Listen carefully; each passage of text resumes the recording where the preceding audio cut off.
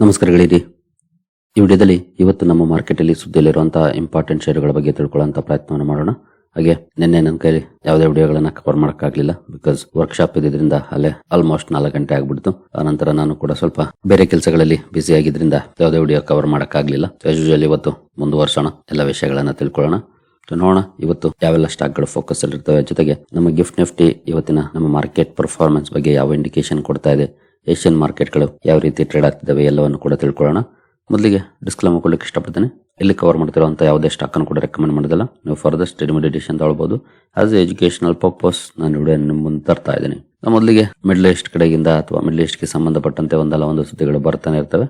ನೋಡಬಹುದು, Donald Trump ಅವರು ಒಂದು ಸ್ಟೇಟ್ಮೆಂಟ್ ಅನ್ನ ಕೊಟ್ಟಿದ್ದಾರೆ. Donald Trump wants more economic pressure on Iran ನ ಮೇಲೆ ಹೆಚ್ಚಿನ ಎಕನಾಮಿಕ್ ಪ್ರೆಷರ್ ಅನ್ನ ಏರೋ ಮೂಲಕ ಅವರು ಒಪ್ಪಂದಕ್ಕೆ ಬರೋ ರೀತಿ ಮಾಡಬೇಕು ಅನ್ನುವಂತ ಒಪಿನಿಯನ್ ಹೊಂದಿದ್ದಾರೆ ಅಂತ ಸುದ್ದಿಗಳು ಬರ್ತಾ ಇದೆ. ಇದು ತುಂಬಾ ದಿನದಿಂದನೂ ಕೂಡ ನಡೀತಾನೆ ಇದೆ, ಬಟ್ ಸ್ಟಿಲ್ ಫೈನಲ್ ಒಪ್ಪಂದ ಇಲ್ಲಿ ಆಗ್ತಾ ಇಲ್ಲ.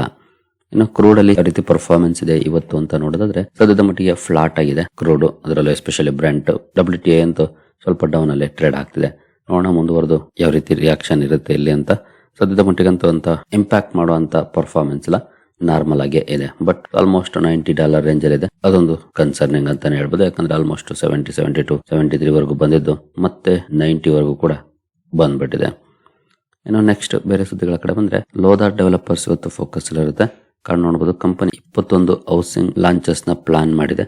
MMR, ಡೆಲ್ಲಿ, NCR, ಪುಣೆ, ಬೆಂಗಳೂರಿನಲ್ಲಿ ಈ ಪ್ಲಾನ್ಸ್ ನ ಕಾರಣಕ್ಕೆ ಸ್ಟಾಕ್ ಫೋಕಸ್ ಇರುತ್ತೆ. ಲೋದಾ ಡೆವಲಪರ್ಸ್ ಅನ್ನ ವಾಚ್ ಮಾಡಬಹುದು ಯಾವ ರೀತಿ ಇರುತ್ತೆ ಇದಕ್ಕೆ ರಿಯಾಕ್ಷನ್ ಅಂತ.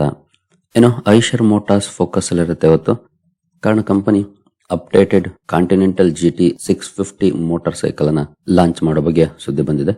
ಈ ಸುದ್ದಿ ಕಾರಣಕ್ಕೆ ಸ್ಟಾಕ್ ಫೋಕಸ್ ಇರುತ್ತೆ. ಐಷರ್ ಮೋಟಾರ್ಸ್ ಅನ್ನ ವಾಚ್ ಮಾಡಬಹುದು ಈ ಸುದ್ದಿಗೆ ಯಾವ ರೀತಿ ರಿಯಾಕ್ಷನ್ ಇರುತ್ತೆ ಅಂತ. ನಂತರ ಹಿಂದೂಸ್ತಾನ್ ಏರೋನಾಟಿಕ್ಸ್ ಲಿಮಿಟೆಡ್ ಅಥವಾ HAL ಕೂಡ ಫೋಕಸ್ ಇರುತ್ತೆ. ಕಾರಣ ಕಂಪನಿ ಅದಾನಿ ಡಿಫೆನ್ಸ್ ಹಾಗೂ BEML ಜೊತೆ ಒಪ್ಪಂದವನ್ನ ಮಾಡಿಕೊಂಡಿದೆ ಲೈಟ್ ಕಾಂಬ್ಯಾಟ್ ಹೆಲಿಕಾಪ್ಟರ್ ಮ್ಯಾನುಫ್ಯಾಕ್ಚರಿಂಗ್ ಗೆ ಸಂಬಂಧಪಟ್ಟಂತೆ. ಈ ಸುದ್ದಿ ಕಾರಣಕ್ಕೆ ಸ್ಟಾಕ್ ಫೋಕಸ್ ಇರುತ್ತೆ. HAL ಅನ್ನು ಕೂಡ ವಾಚ್ ಮಾಡಬಹುದು ಯಾವ ರೀತಿ ಇರುತ್ತೆ ಇದಕ್ಕೆ ರಿಯಾಕ್ಷನ್ ಅಂತ.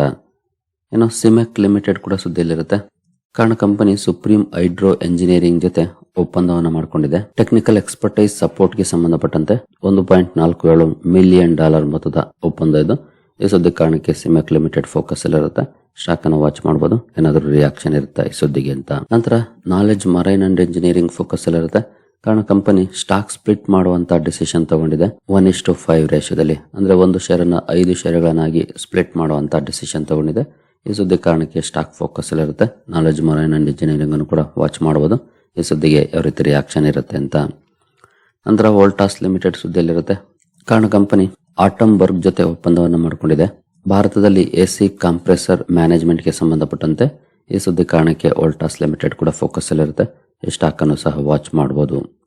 ಇನ್ನು ರಿಲಯನ್ಸ್ ಇಂಡಸ್ಟ್ರೀಸ್ ಸುದ್ದಿಯಲ್ಲಿರುತ್ತೆ. ಕಾರಣ ಕಂಪನಿ ರೋಲ್ಸ್ ರಾಯ್ಸ್ ಜೊತೆ ಒಪ್ಪಂದವನ್ನು ಮಾಡಿಕೊಂಡಿದೆ.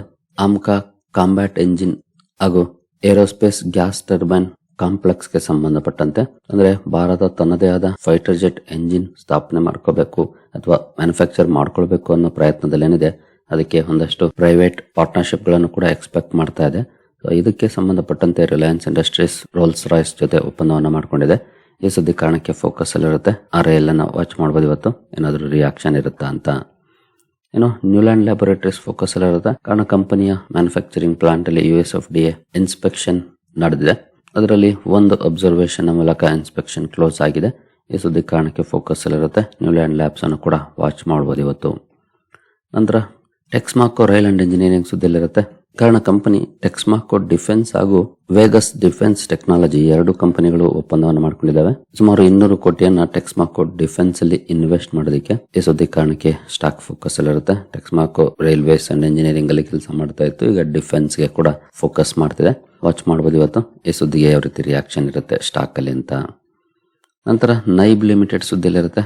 ಕಾರಣ ಕಂಪನಿ ಇಂಡಿಯನ್ ಆರ್ಮಿಯಿಂದ 563 ಕೋಟಿ ಲಾಯ್ಟ್ರಿಂಗ್ ಮುನಿಷನ್ ಕಾಂಟ್ರಾಕ್ಟ್ ಅನ್ನು ಪಡ್ಕೊಂಡಿದೆ. ಈ ಸುದ್ದಿ ಕಾರಣಕ್ಕೆ ಸ್ಟಾಕ್ ಫೋಕಸ್ ಅಲ್ಲಿರುತ್ತೆ. ನೈಬ್ ಲಿಮಿಟೆಡ್ ಅನ್ನು ಕೂಡ ವಾಚ್ ಮಾಡಬಹುದು ಯಾವ ರೀತಿ ಇರುತ್ತೆ ಇದಕ್ಕೆ ರಿಯಾಕ್ಷನ್ ಅಂತ. ಏನೋ ಮುಂದುವರಿಯ ಮುಂಚೆ ಡಿಸ್ಕ್ರಿಪ್ಷನ್ ಅಲ್ಲಿ ಅಕೌಂಟ್ ಓಪನ್ ಮಾಡ್ಕೊಳ್ಳುವಂತ ಲಿಂಕ್ ಇರುತ್ತೆ. ಇಂಟ್ರೆಸ್ಟ್ ಇರೋರು ಅಕೌಂಟ್ ಅನ್ನ ಓಪನ್ ಮಾಡ್ಕೊಳ್ಬಹುದು. ಹೂಡಿಕೆಗೆ ಸಂಬಂಧಪಟ್ಟಂತೆ ನಿಮ್ಗೆ ಏನಾದರೂ ಸಪೋರ್ಟ್ ಬೇಕಂದ್ರೆ ಇಲ್ಲಿರುವಂತಹ ನಂಬರ್ಗಳ ಮೂಲಕ ನಮ್ಮ ಟೀಮ್ ನ ಸಂಪರ್ಕ ಮಾಡಬಹುದು. ಬಟ್ ಸಪೋರ್ಟ್ ಸಿಗಬೇಕಂದ್ರೆ ನೀವು ನಮ್ಮ ಮೂಲಕ ಅಕೌಂಟ್ ಅನ್ನು ಓಪನ್ ಮಾಡ್ಕೊಂಡಿರ್ಬೇಕಾಗುತ್ತೆ. ಹಾಗಾಗಿ ಲಿಂಕ್ ಅನ್ನು ಬಳಸ್ಕೊಂಡು ಅಕೌಂಟ್ ಅನ್ನು ಓಪನ್ ಮಾಡಿಕೊಂಡು ಸಂಪರ್ಕ ಮಾಡಬಹುದು. ಇನ್ನು TD ಪವರ್ ಸಿಸ್ಟಮ್ಸ್ ಕೂಡ ಫೋಕಸ್ ಅಲ್ಲಿ ಇರುತ್ತೆ. ಕಾರಣ ಕಂಪನಿ ಸೈಮನ್ಸ್ ಎನರ್ಜಿ ಜೊತೆ ಒಪ್ಪಂದವನ್ನು ಮಾಡಿಕೊಂಡಿದೆ. 2 pole generators supply and manufacture ಗೆ ಸಂಬಂಧಪಟ್ಟಂತೆ, ಜೊತೆಗೆ 600 ಕೋಟಿ QIP ಗೆ ಸಂಬಂಧಪಟ್ಟಂತೆ ಕೂಡ ಅಪ್ರೂವಲ್ ಅನ್ನು ಕೊಟ್ಟಿದೆ. ಈ 2 ಕಾರಣಕ್ಕೆ ಸ್ಟಾಕ್ ಫೋಕಸ್ ಅಲ್ಲಿ ಇರುತ್ತೆ. TD ಪವರ್ ಸಿಸ್ಟಮ್ಸ್ ಅನ್ನ ವಾಚ್ ಮಾಡಬಹುದು, ಯಾವ ರೀತಿ ಇರುತ್ತೆ ಅದಕ್ಕೆ ರಿಯಾಕ್ಷನ್ ಅಂತ. ನಂತರ ಸ್ಮಾರ್ಟ್ ವರ್ಕ್ಸ್ ಕೋವರ್ಕಿಂಗ್ ಸ್ಪೇಸಸ್ ಕೂಡ ಸುದ್ದಿಯಲ್ಲಿರುತ್ತೆ. ಕಾರಣ ಕಂಪನಿ ಪುಣೆಯಲ್ಲಿ ಕೆಪಾಸಿಟಿ ಅಡಿಷನ್ ಗೆ 28 ಕೋಟಿ ಇನ್ವೆಸ್ಟ್ಮೆಂಟ್ ಅನ್ನ ಮಾಡಿದೆ. ಈ ಕ್ಯಾಪೆಕ್ಸ್ ಕಾರಣಕ್ಕೆ ಸ್ಟಾಕ್ ಫೋಕಸ್ ಅಲ್ಲಿ ಇರುತ್ತೆ, ವಾಚ್ ಮಾಡಬಹುದು ಈ ಕಂಪನಿಯನ್ನು ಕೂಡ ಯಾವ ರೀತಿ ರಿಯಾಕ್ಷನ್ ಇರುತ್ತೆ ಅಂತ. ಇನ್ನು CESC ಕೂಡ ಸುದ್ದಿಯಲ್ಲಿರುತ್ತೆ. ಕಾರಣ ಕಂಪನಿ SCCI ಇಂದ 70 ಮೆಗಾವಾಟ್ ಸಾಮರ್ಥ್ಯದ ಪವರ್ ಸಪ್ಲೈ ಆರ್ಡರ್ ಅನ್ನ ಪಡ್ಕೊಂಡಿದೆ. ಈ ಸುದ್ದಿ ಕಾರಣಕ್ಕೆ ಫೋಕಸ್ ಅಲ್ಲಿರುತ್ತೆ. CESC ಲಿಮಿಟೆಡ್ ಅನ್ನು ಕೂಡ ವಾಚ್ ಮಾಡಬಹುದು. ಇನ್ನು ಮಹೀಂದ್ರ ಅಂಡ್ ಮಹೀಂದ್ರ ಫೋಕಸ್ ಅಲ್ಲಿರುತ್ತೆ. ಕಾರಣ ಕಂಪನಿ ಸ್ಕಾರ್ಪಿಯೋ ಲೈಫ್ ಸ್ಟೈಲರ್ ನ ಲಾಂಚ್ ಮಾಡುವಂತ ಅನೌನ್ಸ್ಮೆಂಟ್ ಅನ್ನ ಮಾಡಿದೆ. ಬಟ್ ಇವಾಗಲೆಲ್ಲ ಏಪ್ರಿಲ್ 2027ಕ್ಕೆ ಸುಮಾರು 20 ಲಕ್ಷ ಎಕ್ಸ್ ಶೋರೂಮ್ ಪ್ರೈಸ್ ಆಗಿರುತ್ತೆ, ಸ್ಟಾರ್ಟಿಂಗ್ ಪ್ರೈಸ್ ಅಂತ ಅಪ್ಡೇಟ್ ಅನ್ನ ಕೊಟ್ಟಿದೆ. ಈ ಸುದ್ದಿ ಕಾರಣಕ್ಕೆ ಮಹೀಂದ್ರ ಅಂಡ್ ಮಹೀಂದ್ರ ಫೋಕಸ್ ಅಲ್ಲಿರುತ್ತೆ, ಇದನ್ನು ಕೂಡ ವಾಚ್ ಮಾಡಬಹುದು.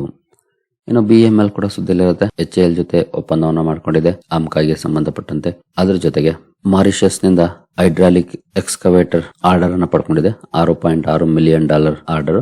ಈ ಸುದ್ದಿ ಕಾರಣಕ್ಕೂ ಕೂಡ ಫೋಕಸ್ ಅಲ್ಲಿ ಇರುತ್ತೆ. BML ಲಿಮಿಟೆಡ್ ಅನ್ನು ಕೂಡ ವಾಚ್ ಮಾಡಬಹುದು, ಯಾವ ರೀತಿ ಇರುತ್ತೆ ಇದಕ್ಕೆ ರಿಯಾಕ್ಷನ್ ಸ್ಟಾಕ್ ಅಲ್ಲಿ ಅಂತ. ಇನ್ನು ಡಾಕ್ಟರ್ ರೆಡ್ಡಿಸ್ ಲ್ಯಾಬೊರೇಟರೀಸ್ ಕೂಡ ಫೋಕಸ್ ಅಲ್ಲಿ ಇರುತ್ತೆ. ಈ ಕಂಪನಿಯ ಮ್ಯಾನುಫ್ಯಾಕ್ಚರಿಂಗ್ ಯೂನಿಟ್ ಅಲ್ಲಿ USFDA ಇನ್ಸ್ಪೆಕ್ಷನ್ ಆಗಿದೆ. ಅಲ್ಲಿ 4 ಅಬ್ಸರ್ವೇಷನ್ ಅನ್ನ USFDA ಫೈಂಡ್ ಮಾಡಿದೆ. ಈ ಸುದ್ದಿ ಕಾರಣಕ್ಕೆ ಸ್ಟಾಕ್ ಫೋಕಸ್ ಅಲ್ಲಿ ಇರುತ್ತೆ. ಡಾಕ್ಟರ್ ರೆಡ್ಡಿಸ್ ಅನ್ನು ಕೂಡ ವಾಚ್ ಮಾಡಬಹುದು, ಯಾವ ರೀತಿ ಇರುತ್ತೆ ಇದಕ್ಕೆ ರಿಯಾಕ್ಷನ್ ಅಂತ. ನಂತರ ಓಲಾ ಎಲೆಕ್ಟ್ರಿಕ್ ಮೊಬಿಲಿಟಿ ಸುದ್ದಿಯಲ್ಲಿರುತ್ತೆ. ಕಾರಣ company Ola Shakti BESS launch ಮಾಡಿದೆ. ಬೆಸ್ ಅಂದ್ರೆ battery energy storage system. Ola Shakti ಅಂತ ಹೆಸರು ಕೊಟ್ಟಿದೆ ಅದಕ್ಕೆ. ಈ ಲಾಂಚ್ ನ ಕಾರಣಕ್ಕೆ ಸ್ಟಾಕ್ ಫೋಕಸ್ ಅಲ್ಲಿ ಇರುತ್ತೆ. ಓಲಾ ಎಲೆಕ್ಟ್ರಿಕ್ ಮೊಬಿಲಿಟಿಯನ್ನು ಕೂಡ ವಾಚ್ ಮಾಡಬಹುದು ಇವತ್ತು, ಇದಕ್ಕೆ ಏನಾದರೂ ರಿಯಾಕ್ಷನ್ ಇರುತ್ತಾ ಸ್ಟಾಕ್ ಅಲ್ಲಿ ಅಂತ. ಇನ್ನು ಜುನಿಫರ್ ಗ್ರೀನ್ ಎನರ್ಜಿ ಇತ್ತೀಚೆಗೆ ಮಾರ್ಕೆಟ್ಗೆ ಬಂದಂತಹ ಕಂಪನಿ, ಈ ಸ್ಟಾಕ್ ಕೂಡ ಫೋಕಸ್ ಅಲ್ಲಿ ಇರುತ್ತೆ.